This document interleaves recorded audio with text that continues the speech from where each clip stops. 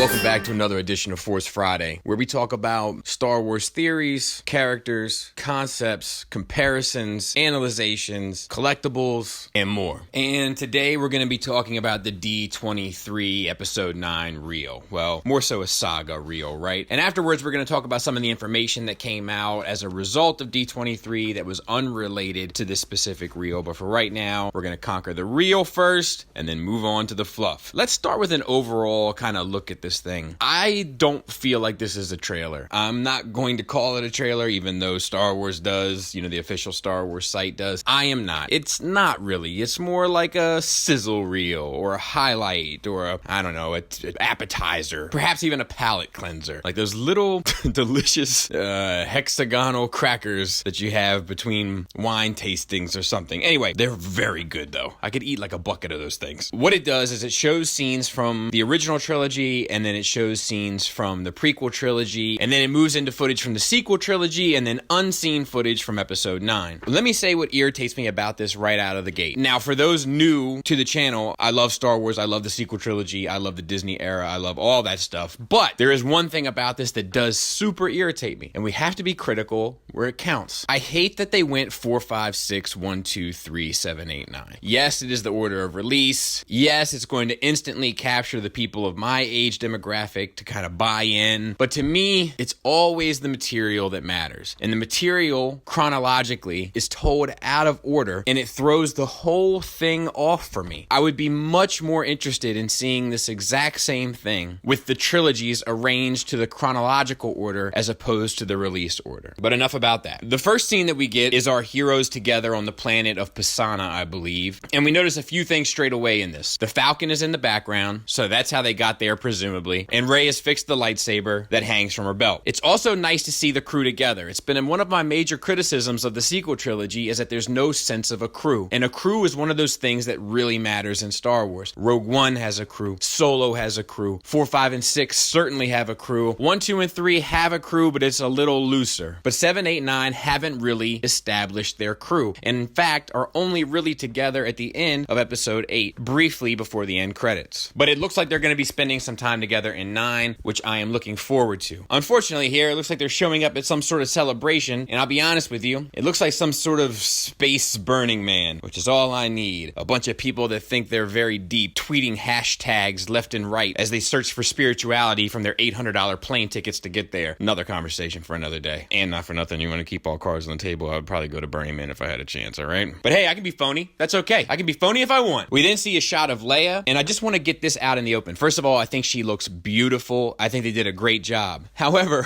one of the things they said is there will be no digital Leia.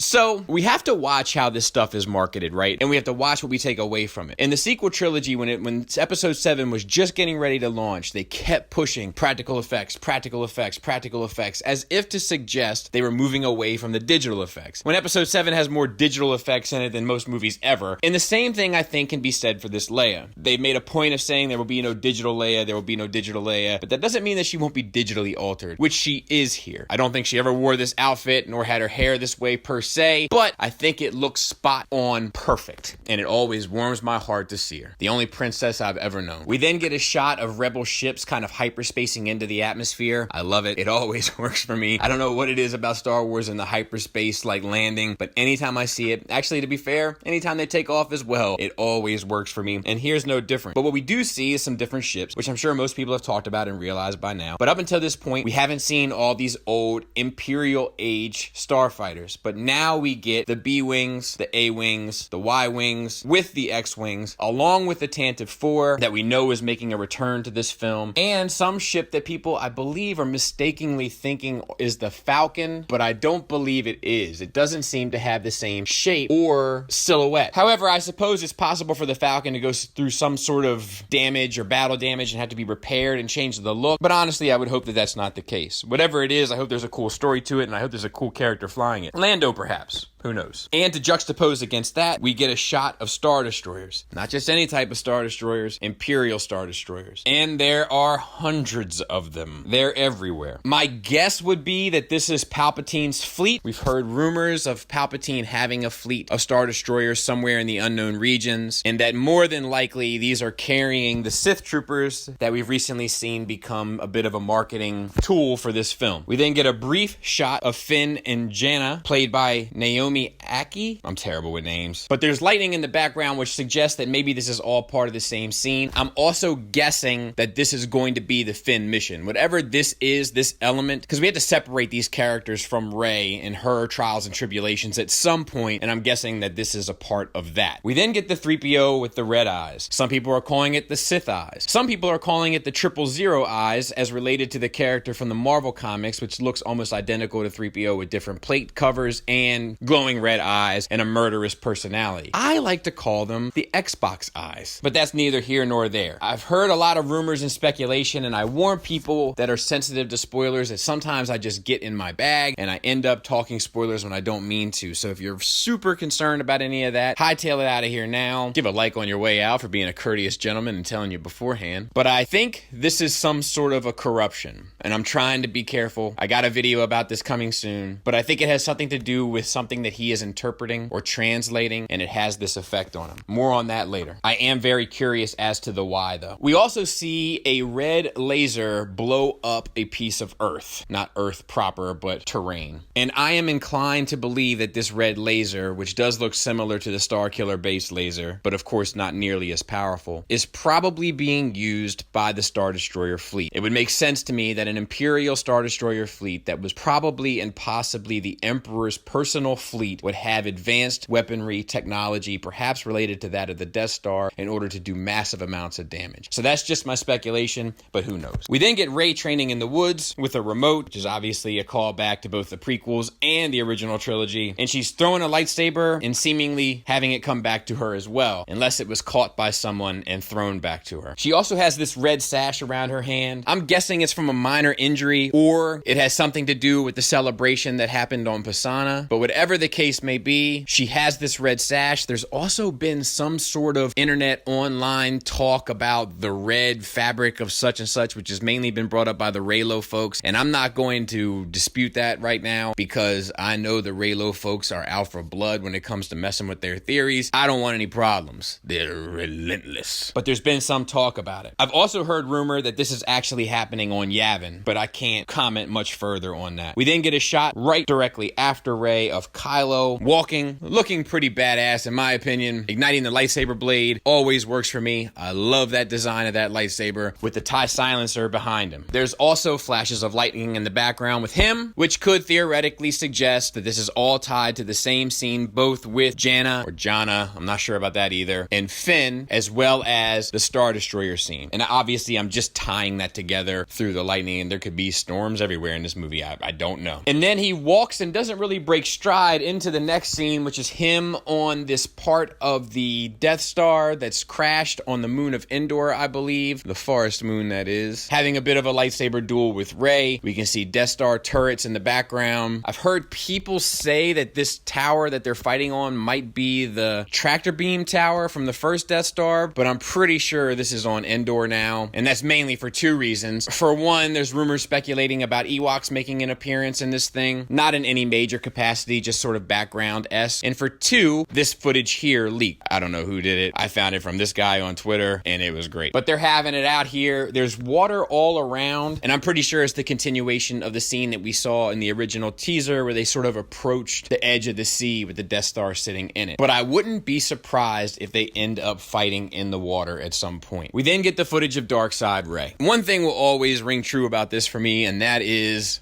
when my daughter saw it, she said, "What?